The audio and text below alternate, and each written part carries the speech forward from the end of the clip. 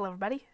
This is Yoko's Anime Reactions, and this is going to be my review for Black Clover episodes 88 to 90.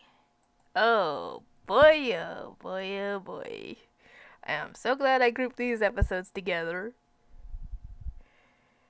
Anyway, the Royal Knights are now going to go after the Eye of the Midnight Sun's hideout the next day instead of in 3 days because, well, a spy stupidly tried to tail them and ended up picking the wrong person to go into the shadow of, which was Mara Leona.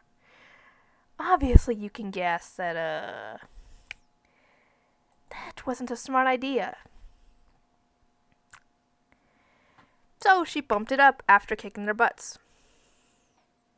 And it turns out that Nozelle's going because Fuegoleon is his rival, and he wants revenge on what they did to him, essentially. Teeny minuscule shred of respect for him, even despite what he's done to his sister. And the fact that he stands idly by and lets the others treat her badly, because he could easily stop them. I mean, he could easily stop them. But he doesn't, which makes him equally as bad.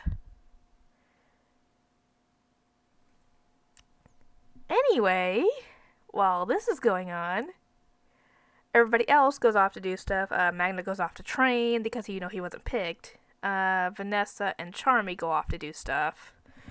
Yami goes to meet with Captain Vengeance. And the only ones left there at this point are Gray, Gauche, and Gordon. Oh boy, things are awkward for Gauche. Because Gray is so shy, and Gordon talks so low that I am surprised that nobody has been able to understand him so far. I mean, he's been there long enough that despite the fact that he does talk real low, you would think somebody would be able to understand what he says.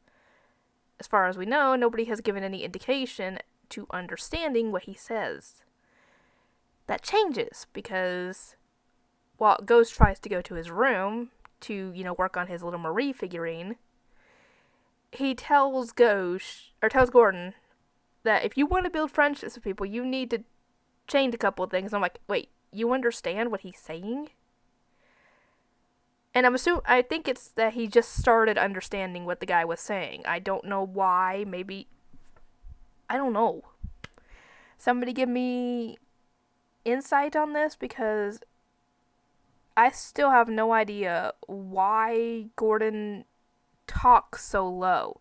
When I first saw this show and him, I figured maybe he had like voice-based magic, and that's why he talks so low, because his magic works with his voice. But no, that's not it. We actually get to see his magic in this episode. And it's poison curse magic. Oh boy. And the reason we get to see his magic is because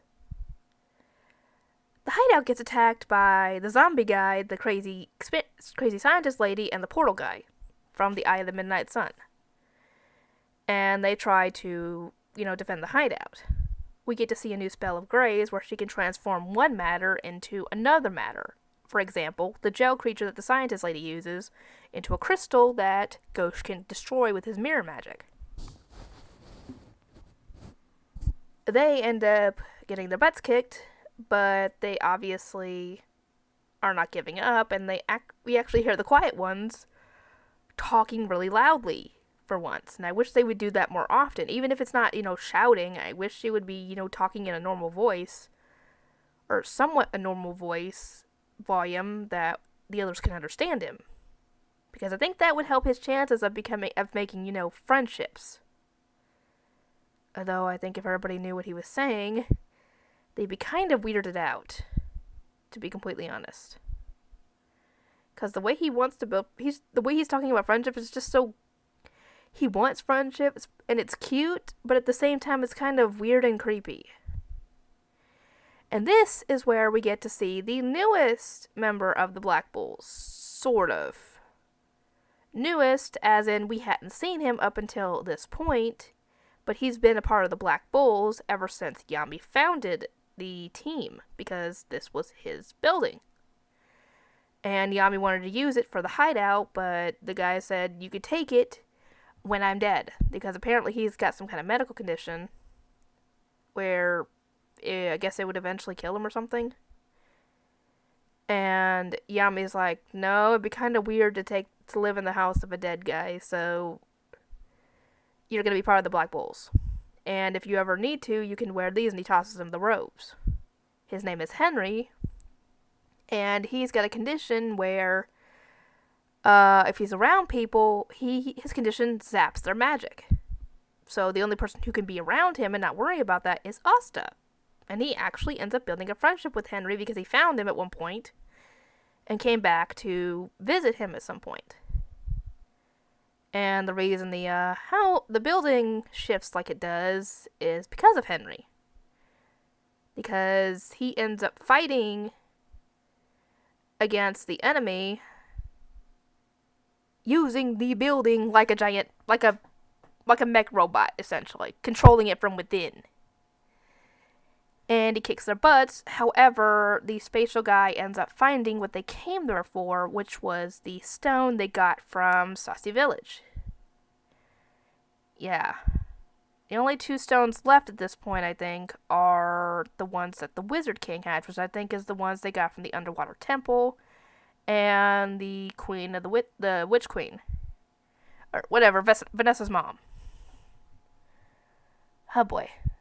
Now I really can't wait for the next few episodes, because that's going to be insane. Incredibly insane, because we will get to see the Wizard King fight. And it's going to be, like I said, completely insane. So if you guys are excited for that, make sure to hit the like button, and if you haven't already subscribed, you better subscribe, because I'm going through this entire show. And I'll see you guys next time.